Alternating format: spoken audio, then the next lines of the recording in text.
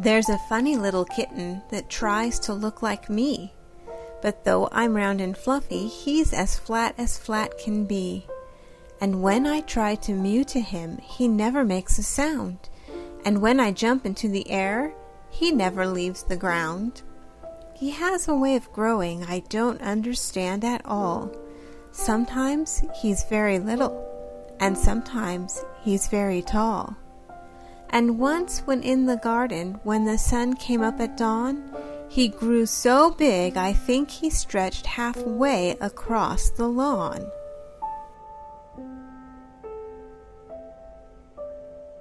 The lion does not move at all, winter or summer, spring or fall. He does not even stretch or yawn, but lies in silence on the lawn. He must be lazy, it is plain, for there is moss upon his mane, and what is more, a pair of daws have built a nest between his paws. "Oh, lazy lion, big and brown, this is no time for lying down. The sun is shining, can't you see? Oh, please wake up and play with me."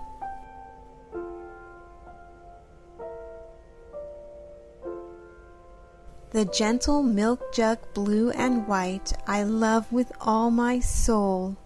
She pours herself with all her might to fill my breakfast bowl. All day she sits upon the shelf. She does not jump or climb. She only waits to pour herself when 'tis my supper time. And when the jug is empty quite, I shall not mew in vain. The friendly cow, all red and white, will fill her up again.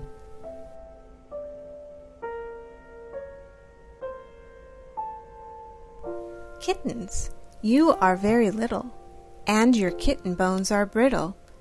If you'd grow to cats respected, see your play, be not neglected. Smite the sudden spool, and spring upon the swift elusive string. Thus you learn to catch the wary Mr. Mouse or Miss Canary. That is how in foreign places fluffy cubs with kitten faces, where the mango waves sedately, grow to lions large and stately. But the kitten cats who snatch rudely for their food, or scratch, grow to tom cats gaunt and gory.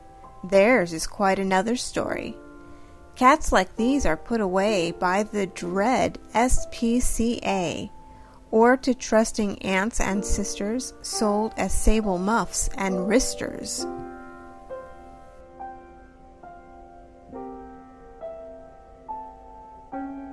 When I grow up, I mean to be a lion large and fierce to see.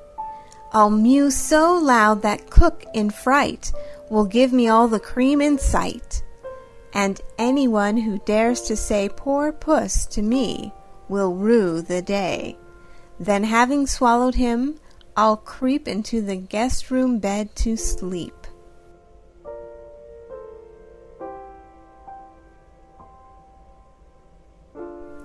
When Mistress Peggy moves around, her dresses make a mocking sound.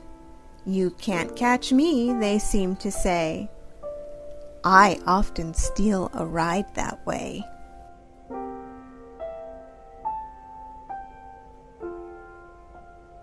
Great is the golden cat who treads the blue roof garden o'er our heads, the never-tired, smiling one that human people call the sun. He stretches forth his paw at dawn, and though the blinds are closely drawn, his claws peep through like rays of light to catch the fluttering bird of night. He smiles into the hayloft dim, and the brown hay smiles back at him, and when he strokes the earth's green fur, he makes the fields and meadows purr. His face is one big golden smile.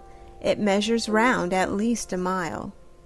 How dull our world would be, and flat, without the golden pussycat.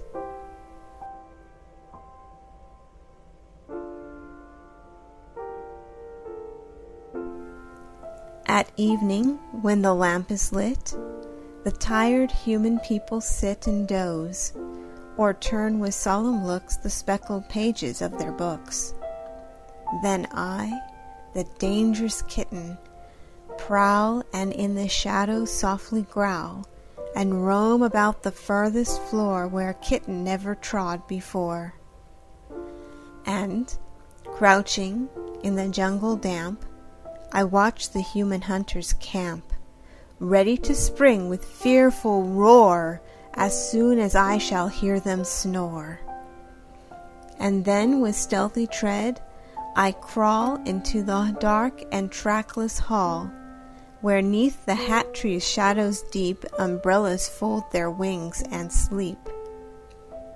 A cuckoo calls, and to their dens the people climb like frightened hens, and I'm alone, and no one cares, in darkest Africa, downstairs.